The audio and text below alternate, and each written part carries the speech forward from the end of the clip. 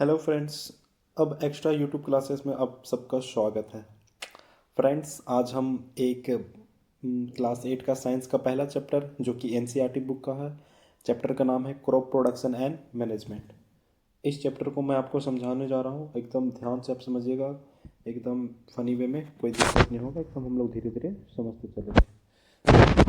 तो पूरा एनसीईआरटी का एक एक पॉइंट्स को हम लोग देखेंगे, जिसमें आपका सवाल सभी क्लास 8 के लिए तो इम्पोर्टेंट है ही, अदरवाइज सारे state board and CBSE board and ICSE board, और चाहे वो कोई भी कॉम्पिटिटिव एग्ज़ाम का तैयारी कर रहे हो, सीटेट हो, एस्टेट हो, जेटेट हो, या कोई भी अदर टेट का एग्ज़ाम कर तैयारी कर रहे हो, तो आपके लिए इम्पोर्टेंट होगा। आप एक बार इस चैप्टर को सुनते जाइएगा। चलिए हम इस चैप्टर को शुरू करते हैं। एक एक पॉइंट हम देखेंगे, ताकि एनसीईआरटी का पॉइंट अपने आप में ही इंपॉर्टेंट होता है। चलिए तो शुरू करते हैं बिना किसी रुकावट के। अच्छा, एक चैप्टर में यहाँ पे पहेली और बूझो went to their uncle house during the summer vacation, मतलब पहेली और बूझो वो अपने अंकल कह जाते हैं समर वेकेशन के। आप सब भी जाते हैं अपने, है ना। There uncle is a farmer, और उस अंकल अंकल क्या थे, फार्मर थे। One day they so some tools like khurpi, sickle, सॉल्वेल, plug, etc. मतलब ये सब कौन सा, ये सब जो डिवाइस है, ये सब जो है, ये सब आपको पता है खेत में ये सब यूज़ होता है ना। I want to where and how we use, वो जानना चाहता है कि इसका यूज़ कहाँ पे होता है। तो चलिए हम लोग देखते हैं। We have learn we have learn that all living organism require food. आपको पता है जितना भी लिविंग ऑर्गेनिज्म है वो उसको क्या चाहिए, फूड चाहिए। क्या चाहिए, फूड चाहिए। Plant can make their food themself. Can you recall how green plant synthesise their own food. आपको पता है कि ग्रीन प्लांट अपना फूड कैसे बनाते हैं, है ना। Animal including human beings can not make, आपको पता है कि एनिमल, तो प्लांट तो अपना फूड को सिंथेसाइज कर लेते हैं, है ना, लेकिन एनिमल इंक्लूडिंग ह्यूमन बींग, हम लोग अपना फूड को खुद से नहीं बना सकते हैं। So where do animal get food from, तो एनिमल अपना भोजन को कहाँ से लाते हैं। But first of all why do we have to eat food, सबसे पहले ये बात है कि हम लोग भोजन क्यों करते हैं। You already know that energy from the food is utilise by the organism for carrying out their various body function. अरे आप इसीलिए खाना खाते हैं ना, ताकि आपका बॉडी को एनर्जी का जरूरत है, वो एनर्जी कहाँ से आएगा, फूड से आएगा, और ताकि आप तरह तरह के एक्टिविटी कर पाए, such as digestion, respiration, digestion, respiration, उसके बाद एक्सक्रिएशन, है ना। आवर फूड फ्रॉम प्लांट, अच्छा हमारा जो फूड है वो दो तरीके से आता है, एक प्लांट से, दूसरा एनिमल से। सिंस, ये क्या बोल रहा है, since we all need food how can we provide food to large number of people, तो ये बोलता है पूरा देश के लिए फूड कहाँ से, ये कैसे आता होगा, है ना। इसका तरह तरह का क्वेश्चन रहता है, इसका क्वेश्चन ज़िंदगी में कभी ख़त्म नहीं होने वाला है। तो चलिए देखते हैं। Food has to be produce on a large scale in order to provide food for large population regular production. अच्छा, लार्ज पॉपुलेशन के लिए अगर आपको फूड चाहिए तो क्या करेंगे, सबसे पहले रेगुलर प्रोडक्शन होना चाहिए, प्रॉपर मैनेजमेंट होना चाहिए, एंड डिस्ट्रीब्यूशन नेसेसरी होना चाहिए, है ना। जरा एग्रीकल्चर के बारे में थोड़ा कुछ हिस्ट्री समझते हैं। एग्रीकल्चर प्रैक्टिसेस क्या होता है। टिल्स 10,000 BC, यानी 10,000 साल पहले, यानी ईसा मसीह के जन्म से 10,000 साल पहले, पीपुल वेयर नोमैडिक थे। पीपुल क्या करते थे, नोमैडिक थे। दे वेयर वॉन्डरिंग इन ग्रुप्स, वो क्या करते थे, वो ग्रुप्स में रहते थे। फ्रॉम प्लेस टू प्लेस, वो क्या करते थे, प्लेस टू प्लेस, एक स्थान से दूसरे स्थान तक भटकते थे। सर्च फूड, फूड के लिए, शेल्टर के लिए। They ate raw fruits and vegetable, वो कच्चे फल और सब्जियां खाते थे। एंड स्टार्टेड हंटिंग, और वो धीरे धीरे क्या किए, हंटिंग को स्टार्ट किए। For food, later they could there could cultivating food land and production, और धीरे धीरे क्या किए, वो खेती करके चावल उगाए, सबसे पहले चावल और गेहूं, यानी राइस एंड वीट का प्रोडक्शन किए। एंड अदर फूड क्रॉप्स दस बोथ, इसी चीज़ को हम फिर बाद में किस नाम से, भाषा से जानेंगे, एग्रीकल्चर से। ठीक है बच्चों, आपको समझ में आ रहा होगा, ध्यान से समझिएगा। When plant of the same kind, मतलब एक ही टाइप के प्लांट को When plant of same kind are cultivated on a place on a large scale is called crop. जब एक ही क्रॉप्स को आप लार्ज स्केल में प्रोडक्शन करेंगे तो इसी चीज़ को हम बोलते हैं crops. When plant of same kind are cultivated on a place on large scale यानी लार्ज स्केल में इसी चीज़ को हम बोलते हैं crop. For example crop of wheat example लेते एक गेहूँ means all the plant growth in a field जाना के एग्रीकल्चर से. ठीक है बच्चों आपको समझ में आ रहा होगा, ध्यान से समझिएगा. When plant of the same kind मतलब एक ही टाइप के प्लांट को when plant of same kind are cultivated on a place on a large scale is called crop. जब एक ही क्रॉप्स को आप लार्ज स्केल में प्रोडक्शन करेंगे तो इसी चीज़ को हम बोलते हैं crops. When plant of same kind are cultivated on a place on large scale यानी लार्ज स्केल में इसी चीज़ को हम बोलते हैं crop. For example crop of wheat example लेते एक गेहूँ means all the plant growth in a field. For example crops of wheat means that all the plant grow in the field are that मतलब एक खेत अगर wheat गेहूं का है तो वो सिर्फ गेहूं का रहेगा, इसी चीज़ को हम बोलते हैं crops. You already know that crop are different type like cereals. अच्छा क्रॉप भी बहुत तरह का होता है जैसे क्रेल्स अनाज वाले, वेजिटेबल्स वाला अलग होता है एंड फ्रूट्स, ये सब क्या है क्रॉप्स है. These can be classify on the basis off season. अच्छा इसको हम किस हिसाब से क्लासीफाई करते हैं, सीजन के हिसाब से. इन विच ईयर अच्छा ये कौन से साल में ग्रो करते हैं इसके हिसाब से हम इसको क्लासीफाई करते हैं. India is a vast country. The climate condition like temperature. India एक वास्ट कंट्री है, यहाँ का जो क्लाइमेट कंडीशन है वो डिपेंड करता है कि टेम्परेचर पे, ह्यूमिडिटी पे एंड रेनफॉल पे are vary from the region. एक रीजन क्योंकि यहाँ पे देखिए आप भारत में देखिएगा कि देखिए डायग्राम से देखिएगा थोड़ा सा कि आप देखेंगे भारत में ये इधर पूरा ठंडा पड़ेगा, इधर गर्मी, और यहाँ का जो जगह चीज़ है ये दोनों हर चीज़ का फ्लेवर का मजा लेगा, ठंडा भी गर्म भी, है ना. तो यही चीज़ है, आगे देखते हैं.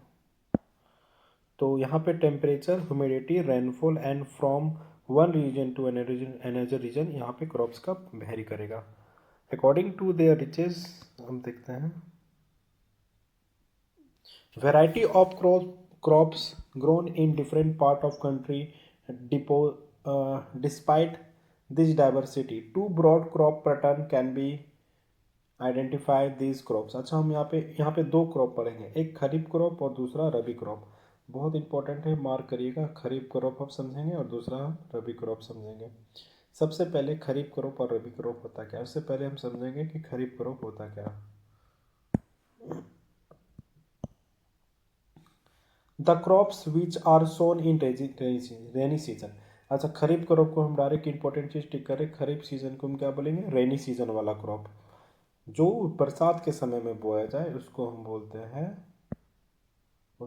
बोलते हैं kharif crop, kharif crops.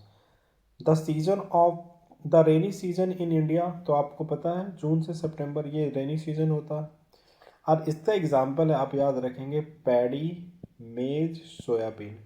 Paddy धान, मेज मक्का और सोयाबीन, और ग्राउंडनट जिसको हम मूंगफली के नाम से जानते हैं, एंड इसके बाद कॉटन. और ये सब कैसा क्रॉप है, खरीफ क्रॉप है ना. अब बात करते हैं रबी क्रॉप्स का. The crops grown in winter season. याद रखेंगे खरीफ क्रॉप को आप रेनी सीजन में बोएं, जून से सितंबर तक में बोएं. इसका example paddy, maize, soybean, groundnut and cotton and kharif, ये सब क्या था, खरीफ था. जबकि रबी की बात करें तो ये विंटर सीजन में बोते हैं, और ये विंटर सीजन अक्टूबर से मार्च तक में होते हैं. दे आर इसी चीज़ को हम बोलते हैं रबी क्रॉप. एग्जाम्पल देखेंगे, फॉर एग्जाम्पल वीट हो गया, ग्राम, पी, मस्टर्ड यानी गेहूँ, चना, मटर और सरसों, ये सब कैसा एग्जाम्पल है, खरीफ क्रॉप का. तो एग्जाम में पूछता है कि कौन रबी फसल है और कौन खरीफ फसल है, इसका एग्जाम्पल दे देगा.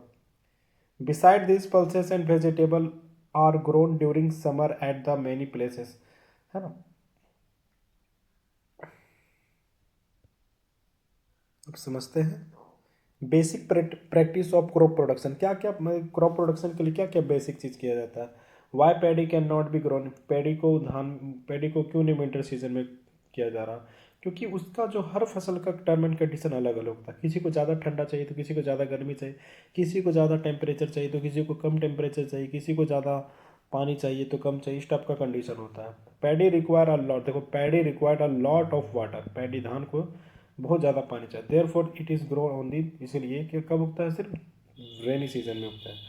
Cultivation of crops involve सर्वल activity undertaken by the farmer over the period of time.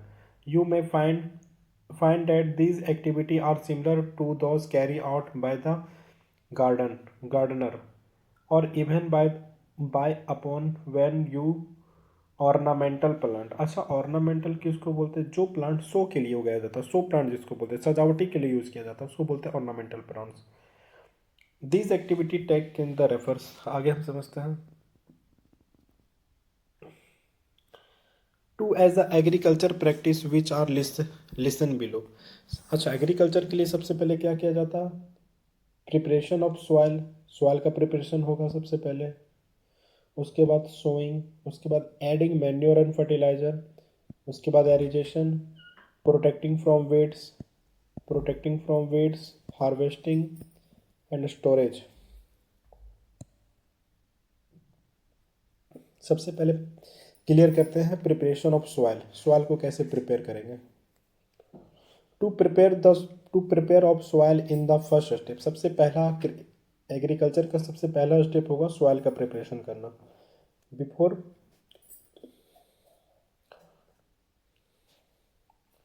Most important task in agriculture in term,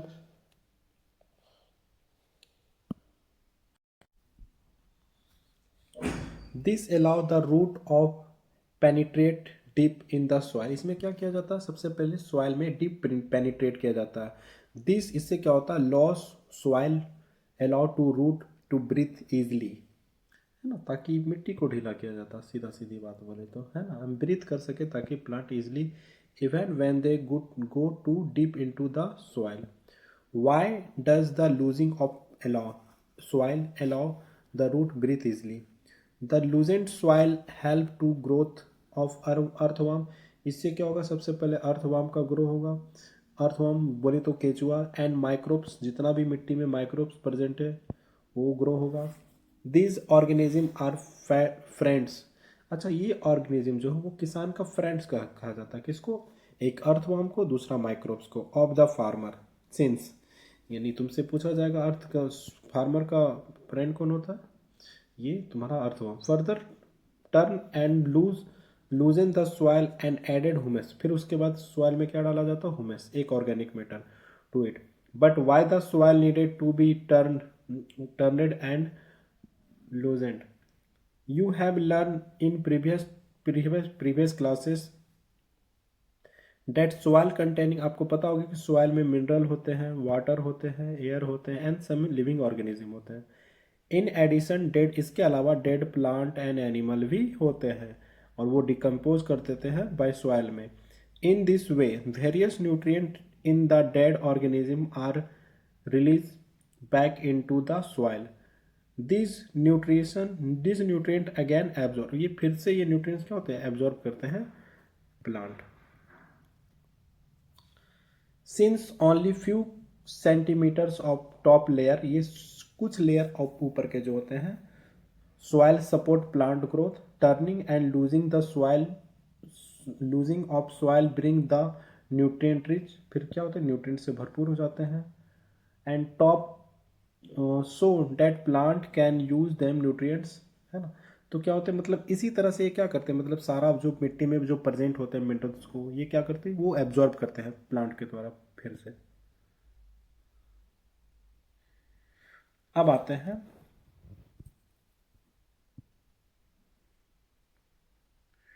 turning and loosing of soil is very important for cultivation के लिए, सबसे turning and losing soil का बहुत important and पहला step होता है। The process of losing and turning of soil is called tilling और plugging, यानी इस प्रोसेस को क्या बोलते हैं, यानी सॉइल को आप जो ढीला किए इसी चीज को हम बोलते हैं tilling and plugging. This is done by using plug, और इसको किसके थ्रू, किस मशीन किसके थ्रू किया जाता है, प्लग के थ्रू। Plough are made of wooden, आपको पता होगा जिसको हम हल बोलते हैं, ये इस टाइप से होता था पहले के जमाना में, इस टाइप से शायद कुछ इस प्रकार से। Plough are made of wood, ये किससे बने होते थे, वुड से, लकड़ी से बना होते थे। और आयरन का भी इसमें एक लगा रहता था layer. If the soil very dry, अगर सॉइल बहुत ड्राई होते थे, it may needed watering before the plugging, तो उससे पहले उसमें क्या डाला जाता था, वाटर, मतलब सॉइल बहुत टाइट है तो उसके लिए सबसे पहले वाटर डाला जाता था। द प्लग फील्ड में have big clump of soil is called crumb. The plug field may have big clump of soil is called clumps. इसका मतलब हम बताते हैं आपको।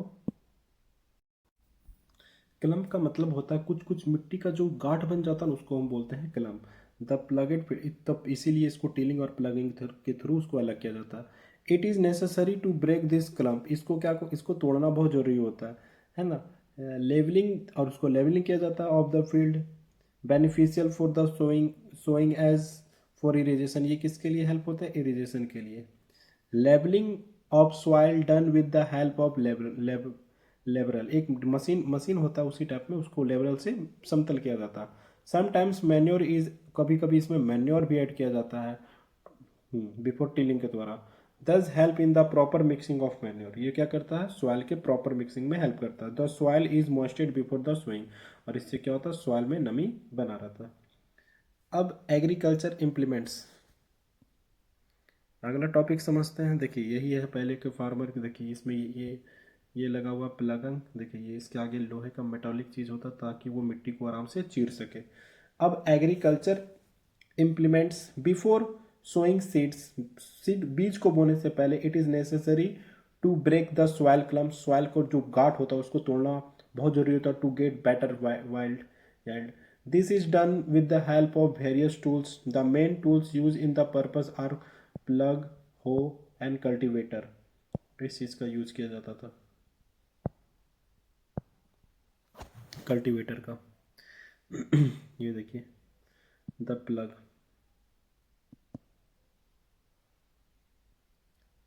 अब आता है plug. This is beginning use in the sins ancient time, बहुत प्राचीन समय में इसका यूज किया जाता था, जिसको हाल के नाम से जानते हैं। For tilling the soil and adding fertiliser to the crops and removing weeds के लिए। And turning the soil, this is made of wood and, इसके ये किससे बने होते थे, लकड़ी से। And drawn by the pair of bull, और इसको पहले सांड की मदद से खींचा था। आप लोग गांव में रहते होंगे तो गांव में देखे होंगे आप लोग, है ना। एंड अदर एनिमल लाइक, कभी कभी घोड़े और कभी कभी हॉर्स का और ये कैमल्स का भी मदद लेते थे। देखिए इंपॉर्टेंट चीज़ है। इट इज़ कंटेन और स्टोर ट्रायंगुलर, इसके आगे के ट्रायंगुलर जैसा शेप होते थे, है ना,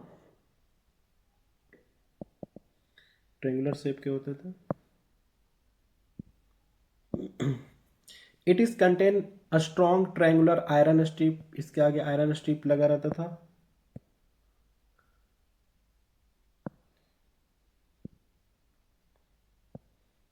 इज कॉल्ड प्लग शेयर, इसको क्या बोलते थे, प्लग शेयर बोलते थे। The main part of the plug it is long, इसका जो मेन पार्ट है एक लंबे वुड से बंधा रहता था, which is called plug shaft. Plug shaft इसको क्या बोलते थे, प्लग शाफ्ट, जो लकड़ी का जो बना पाता उसको बोलते थे plug shaft.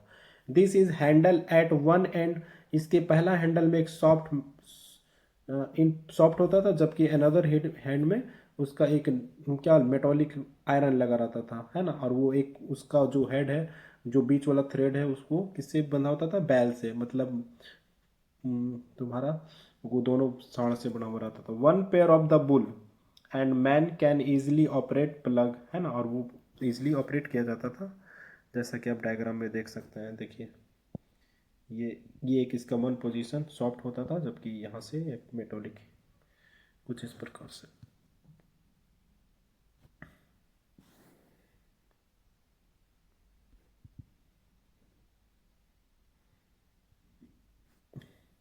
The indigenous wood plug has been initially increasingly being the replaced by the iron plug or nowadays।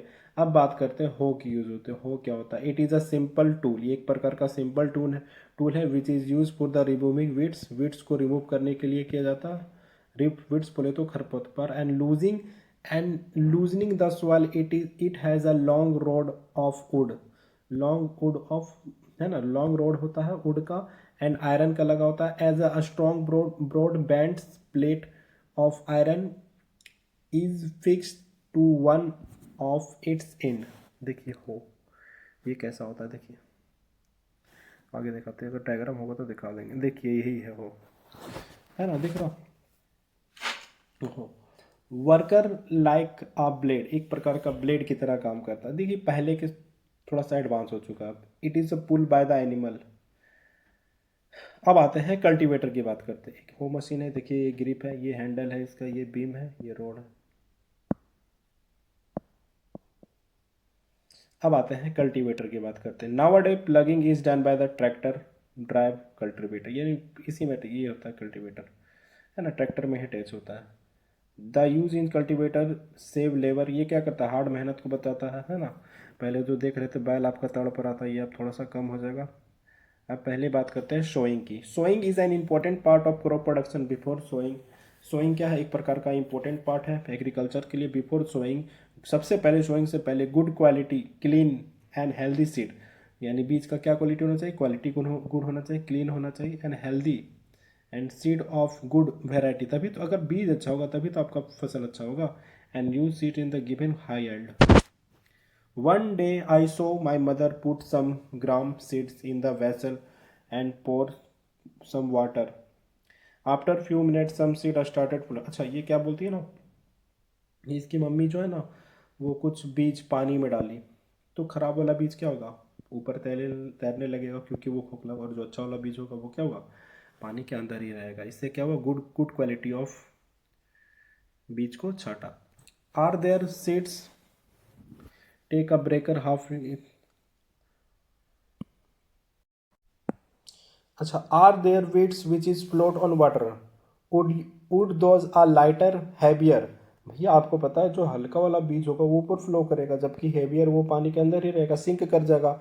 Y would they are lighter, lighter हल्का क्यों होगा, अरे सोचिए वो बीज में क्या हुआ, उसमें कीड़े लग गए, है ना, डैमेज हो गया वो, तो उसका के अंदर क्या होगा, खोला होगा, become hollow and the hug higher, मतलब दस हाइयर। जो लाइटर है वो क्या करेगा, वाटर में फ्लोट करेगा। तो इससे आप चेक कर सकते हैं कि कौन अच्छा बीज है कौन। This is good method for spreading good health.